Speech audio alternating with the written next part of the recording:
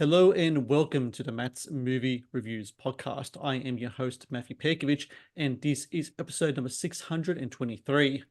Out now in selected theaters across the US is Mickey Hardaway, a psychological drama that tells the story of a young sketch artist who, after years of physical and psychological abuse, finds his life falling apart at the seams. And absorbing drama shot in black and white and delving into taboo issues with equal parts urgency and sensitivity. Mickey Hardaway also marks the feature film and directorial debut of Marcellus Cox, who I'm glad to say joins me now on the podcast. Marcellus, how are you? I'm doing well. How about yourself? I'm really good, man. Here we are, about what, a day or so after your films comes out in theaters as well, which is really cool because I speak to a lot of indie filmmakers that don't get that opportunity to get the film to play in theaters. And I just wanted to touch base on, first of all, how are you feeling? Because I know you've had Mickey Hardaway with you for a long time since the short of 2020.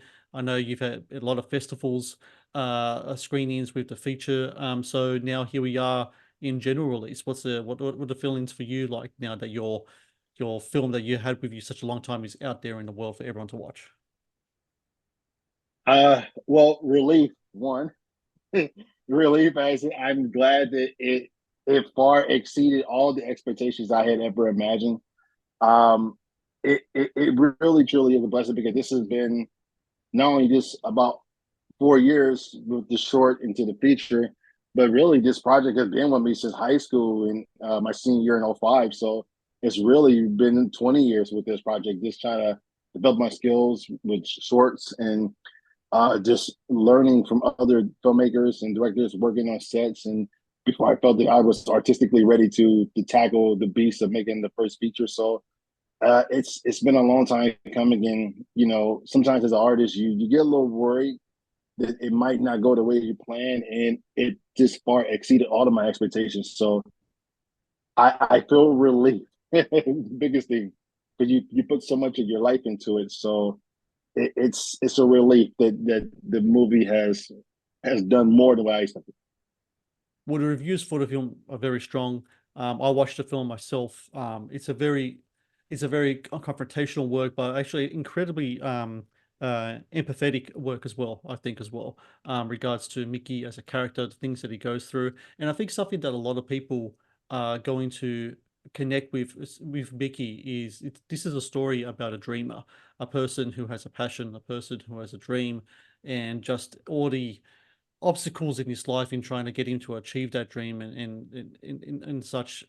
When you made that short in 2020, and you mentioned just now that this movie's been with you since high school, how much of this film is a reflection of yourself as a dreamer to want to become a filmmaker, to become a creative? Is Mickey Hardaway in some way a kind of like a reflection of kind of like the things that you have gone through, the things that you felt in your own journey to try to pursue your own career in the arts and as being a filmmaker? I think a lot of it is really a self reflection of my own personal experiences. When I look at Mickey, a good portion of Mickey is myself. Although I kind of catered the character off of other artists that I've met as I was doing the research, meeting with people, and understanding what it was like the everyday life of a struggling artist.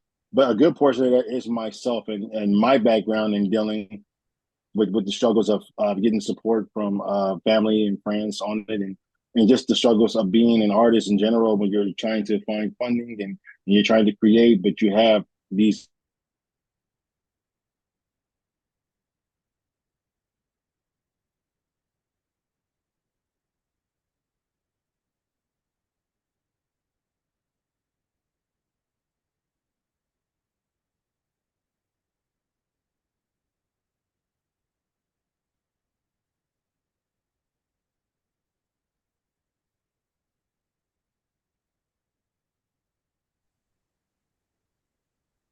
Are you there? Yeah, I'm right here. I don't know what happened. Me either. We'll go from the question. So and then I'll just edit and we'll just put on there. So the question just regarding to Mickey being creative, how much of that is a reflection of your own journey as an artistic person in the creative? Okay. Yeah. So I mean, I feel like this was not only a massive reflection of myself, but just people in general in the art community.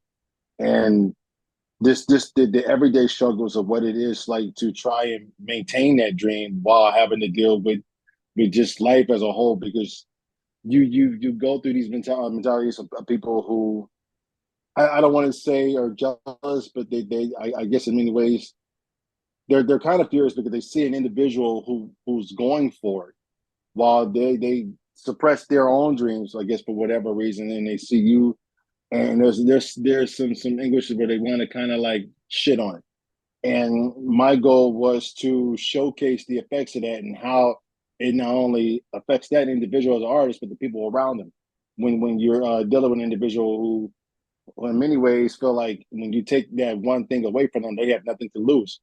So it is a good portion of my life, and also dealing with my father, and my mom, and others around me who I felt like at times weren't supportive. Now I feel like because I have proven myself that they've been supportive, but it's been really just a good portion of the struggle, but beforehand, of coming into my worship. I mean, I think a lot of people are going to be able to relate to that because I'm sure a lot of people who you've talked to, whether they be filmmakers or film critics or what have you, they would have gone through similar kind of struggles when especially when they're younger. They say that when they grow up, they want to be a filmmaker, they want to be a writer or an artist. My kids love yeah, cartooning, drawing. My youngest son, Gabriel, he's also always writing, also drawing, and I really encourage him to just keep going on with that because I know what it's like when I was a kid and I wanted to pursue things like that. And my parents, who they came from a communist country, they come to Australia. Their thing's all about hard work, but like hard work that leads to results in anything that's in the artistic field, they weren't just having. They can't foresee it, as being anything that could be a successful career. So I had a lot of that, it's a waste of time, it's a hobby and such, not to the extremes that Mickey goes through, of course, with his own father, but it's something that I can really attest to. And I think something that a lot of people are going to, look at with regards to Mickey is that he's in some ways kind of like a avatar in a lot of ways into how, you know, you take on all of the negativity. Some people are able to get their head above it, but unfortunately for Mickey, man, he's just drowning in it by the end of the film, and he just got nowhere to go. And I think it's just a incredibly empathetic movie on my part. Mm. And you know what? And that was kind of the way that I really wanted to frame it. Was this that what happens when it feels like even when there is a sort of amount of people who are trying to help you, but the damage has already been done.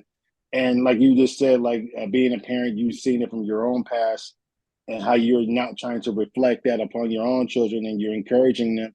And I always wondered, and I said to myself, I'd imagine what if my parents had did that more with me, wherever would I have been, a little bit further in life. And it just feels like for some people who grew up in a different generation who don't understand, it's always that mentality of, well, you have to find a way to make it on your own because we can't take care of you. And people look at this as a passion. I mean, as a passion, but they look at it as, like you said, a hobby.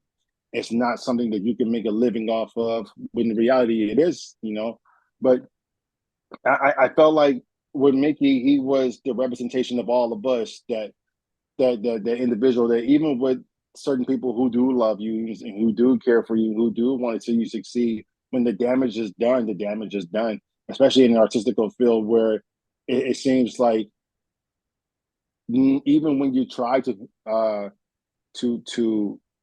in many ways succeed and you feel like you're one step close, you're like 10 steps back. Yeah. So that was the way I tried to frame it with the character in that story. There is a strong feeling of authenticity throughout the movie as well, in how you approach Mickey, how you approach his world, the different people he kind of encounters. From what I understand, you kind of were in different college campuses. You're talking to a lot of different people. I think you said like 19 different people, kind of like the kind of like you took some information from them. You took some inspiration from them of their own feedback in regards to um, you know going through their own endeavors and their own kind of experiences, and that kind of framed what we see Mickey on the screen along with your own experiences. How important was it to kind of get out there and just talk to other people as well and try to get in their own experiences, um, and take all that you learn from them and put it into your Mickey character? And what happens to that Mickey character after you talk to everyone? Is there a difference in the Mickey character from when you first developed into after talking to all these people? Or is there any type of subtleties or changes to the character after those reflections, those reactions from the people you talk to?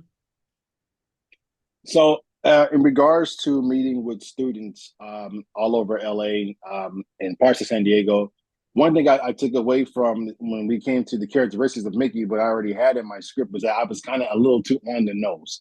Mm, And that was something that alarmed me because I know I have seen it in my own experiences, but when you're hearing it from these students, whether it be at USC or whether they be at the Art Institute here in Santa Monica or across SoCal and other universities like AFI and stuff like that, when you meet these artists and meet these individuals, you really understand just how not all, but some of these individuals are coming with damaged backgrounds, and a lot of it is off of this character's perspective in many ways, where you don't have the support of others and it's basically on your own. And it seems like every time you want to achieve an artistic goal, it seems like the world just kind of crumbles upon you to some degree, where it's always somebody trying to shatter that dream.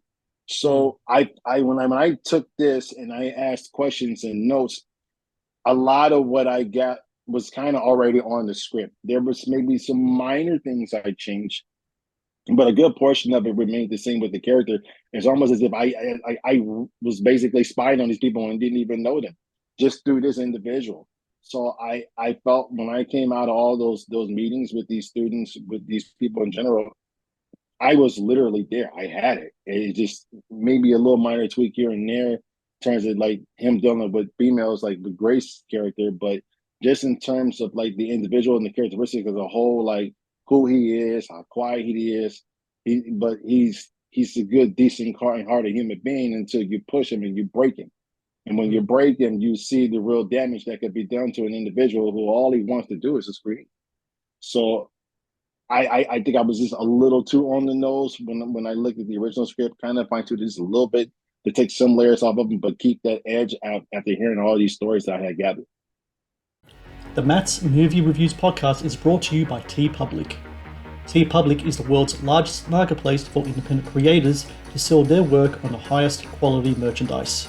With over 1.2 million designs, TeePublic is sure to have something you love. The core of the movie are these appointments between Mickey and his psychiatrist. And I think it goes to a really essential issue that we have right now in society more than ever, I think, which is the issue of mental health. I know it's talked about a lot in the States. Here in Australia, it's talked about quite a bit as well, especially amongst young people.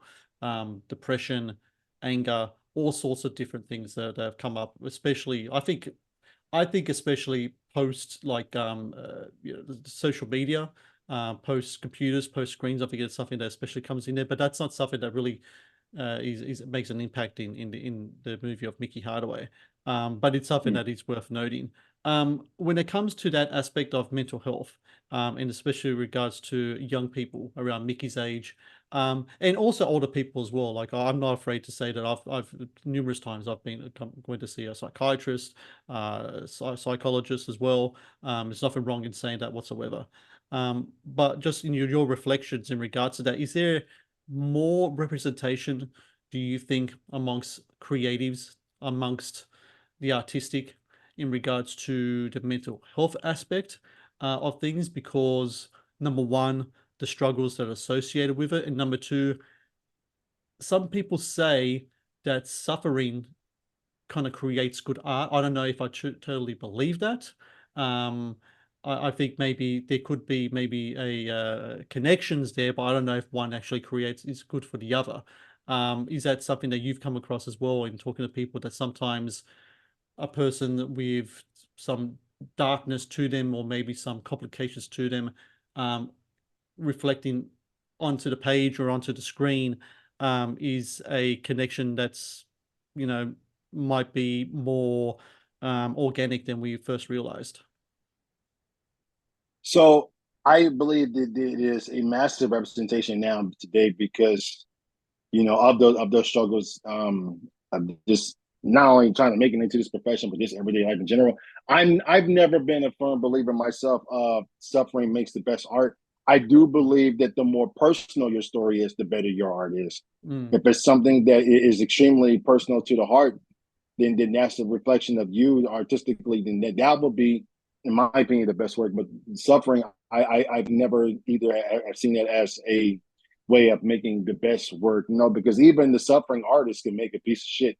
Excuse mm, my language, but I've always felt that the more personal you're dealing with certain situations in your life, and when you're in that art, that is a reflection of you. The better the work is.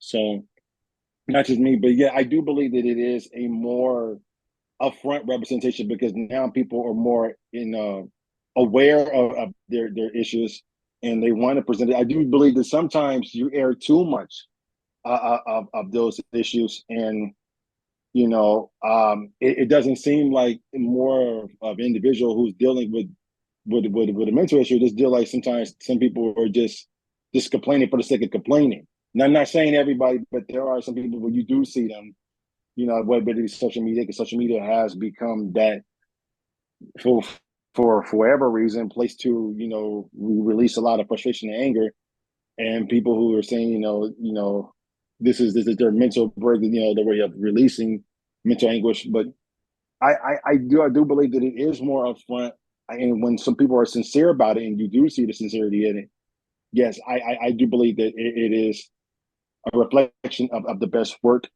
Like myself, I feel like because I dealt with mental health myself, going to see a therapist, and um I feel like what you see on the screen, and particularly for Dr. Harden, is what I kind of got an individual who seemed like he wants to help, but it doesn't come across sometimes. I feel like it was more jaded than anything. So, you know, but that's a story for another day. But in terms of the representation of it, yes, it is more present, and I think it's going to be a mainstay for a while. Can I talk about shooting in black and white? Because it was really interesting watching the movie, black and white, beautiful photography in the film. And then there's a moment in the film where you go to color. Um, and I'm like, oh, that's just incredibly interesting. And sometimes the decision to shoot in black and white, it can be a reflection of just a filmmaker's taste. In regards to Mm. Mickey Hardaway, I believe that the black and white is a reflection of Mickey Mickey's worldview. That's kind of like how I see it when watching it. Is Yeah. that was that always the intention in regards to the black and white that you wanted to show Mickey's worldview, and when in showing the color during that moment of the first date, it's kind of like his worldview just getting a little more brighter when he's with his girlfriend for the first time and out and about. I imagine it's the first time he kind of really felt love in a genuine sense. So am I correct in my assumptions in regards to black and white as being a reflection of Mickey's uh, ref, uh, uh, not I wouldn't say mood, but Mickey's kind of like how he kind of views the world and views his beliefs of the world. Yes. And one of the biggest reasons why it is in black and white is because that's the world he is living within his art.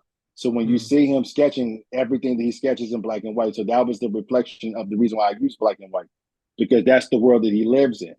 I mean, everything is bleak around him to some degree, but in terms of how he lives with his pad and his pencil, everything is black and white. So that was the perfect representation of why I chose to use black and white. That, and because I know the color just can't bring out a certain realness, especially with a topic like this that black and white presents. Color is can be a distraction in some degree with a story like this, because you're not focused on the characters. To some degree, you're focused on the production value. You're focused on certain other things instead of the individuals and what they're saying.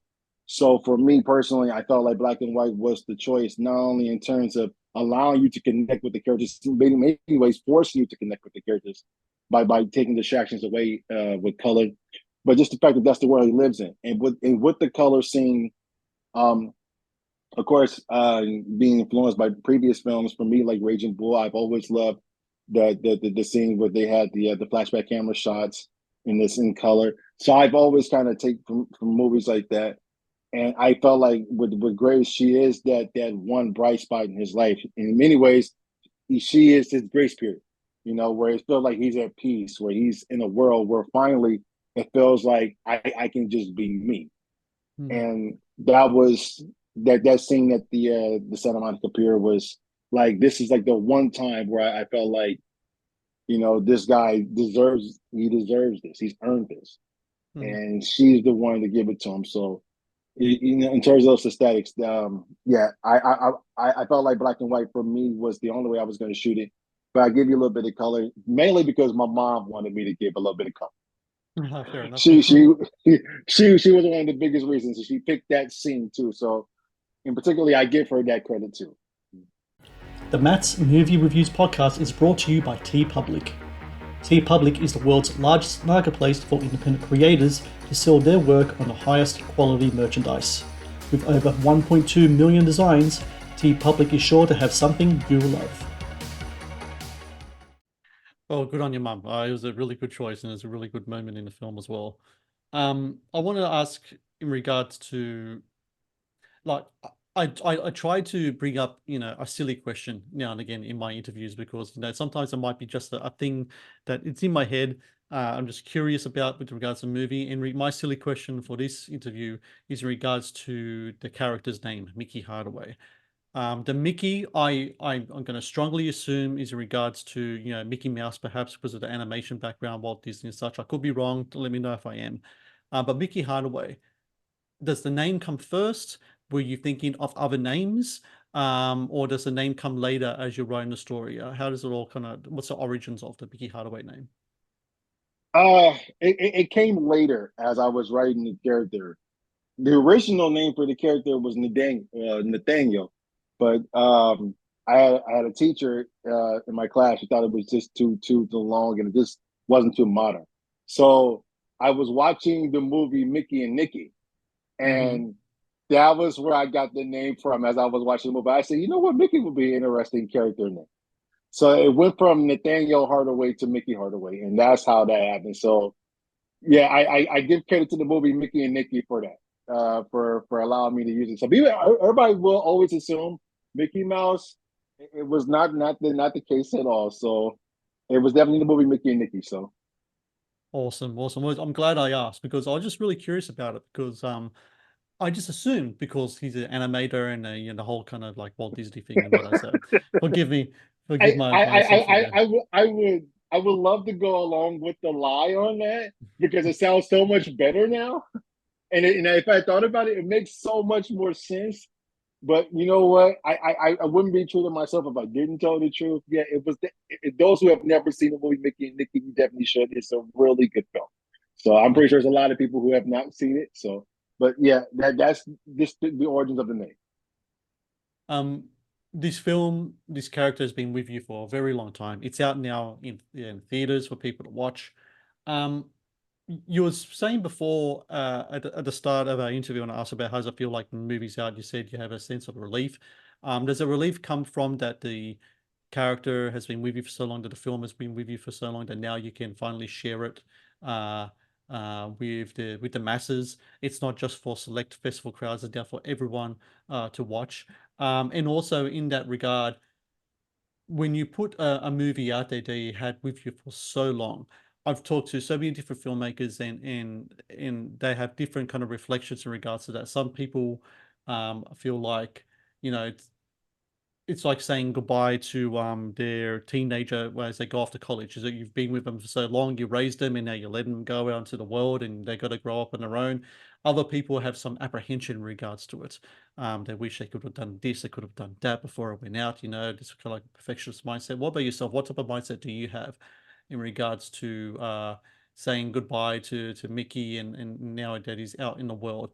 And what type of feedback are you getting as well in regards to the content in the film? Because as I mentioned many times, I think a lot of people are going to relate with Mickey's story and the things that he's gone through. Well, I will say this about the goodbye part of Mickey. It it's almost kind of like see you later for me. Like Mm, I'll always go back and revisit it, but right now, because like you said, it's been with me for oh my god, almost 20 years, literally, and I'm kind of tired of it. Like I've done short films in between and stuff like that, but this has always been a mainstay. Going back to the right, rewrite, and make sure that I got the story right, and I feel like I got it right the way that I envisioned solely. So in terms of how I feel about it, I don't feel like I would do anything differently. Maybe, I mean, I would say I wish I would have made some certain changes with the dialogue where maybe I could have tailored and took 10 minutes off. I know people have said that maybe it runs a little bit too long. I can understand that, but I felt like I needed to run a little bit longer to get my point across. So, little minor things like that. But in terms of personally how I feel, it's like I love it. I'll always appreciate it. But yes, I'm ready to move on to the next project. I'll see you later. So I'll mhm. revisit it maybe a few years from now when I'm away from it. And, maybe I test myself and see if I still remember certain moments in beats. Like, damn, I remember when I came up with that idea for that scene. Things like that. I'll always love it. I'll always be grateful to it and appreciative of it. And it's helped me a lot more than you can ever imagine, and helping me to get to the next level, and hopefully find the funding for the second project, and which is it is working. So I'll always be grateful to Mickey Hardaway for that. And in terms of the feedback, it's weird. Like everything that I thought was going to be talked about in terms of like, oh, it's too artsy, it's too pretentious, it's too bleak, it's too dark. It's been the polar opposite. So it's been like what I thought was somebody's gonna be like, oh, you're too criterion on this. You know what I mean? And it was just like, no, we love this. It's like this is really great. Like the feedback has really been phenomenal. It's been so much better than I thought. And particularly um when it comes to artists.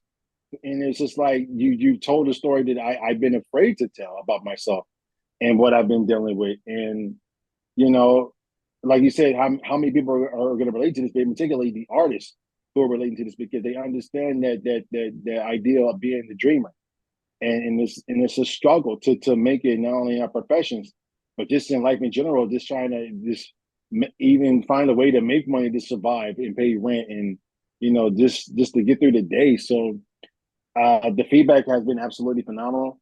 I would hope that when somebody really is in that dark place, they can sit back and watch this and maybe kind of learn from it and just say, it's not worth going off the deep end, especially when I know I have so much more artistically to do.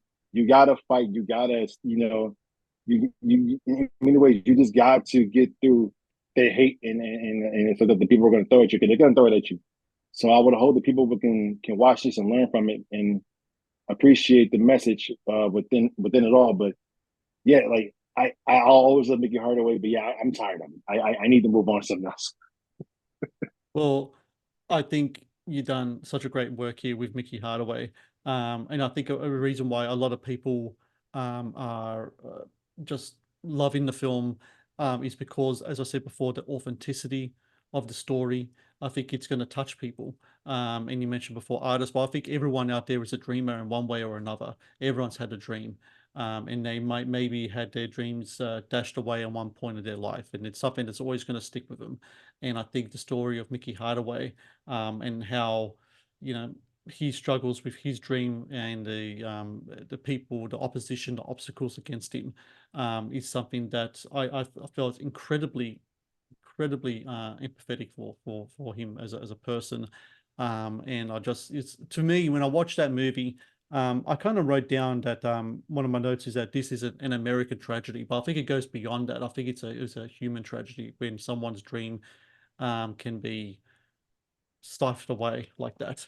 And I think it really says something that all of us are just looking for some authenticity on the screen. And I think you've given that to us with in regards to Mickey Hardaway. And for everyone out there listening in the US, I really recommend watching Mickey Hardaway. Find it at a cinema near you, or find it in a cinema closest to you, even if you have to drive there for 20 minutes or half an hour. Go do it, watch it. Support independent films in the movies and support this movie because it's a great film. It really is, Marcellus. I just want to say congratulations to you. And yeah, I can't wait to see what you got next up your sleeve, man, because it's been a pleasure to talk to you today and watching your film. So congrats to you and thank you. I greatly appreciate it, and I thank you for giving me this opportunity to speak with you and speak with the audience. And your words, man, they really hit the heart. So I'm forever grateful, and I'm appreciative that you took the chance to watch it and to interview me and discuss it with me. It really means a lot, man. So I thank you so much. Thank you for watching the Matt's Movie Reviews channel. Please subscribe for more reviews, podcast interviews, and exclusive content.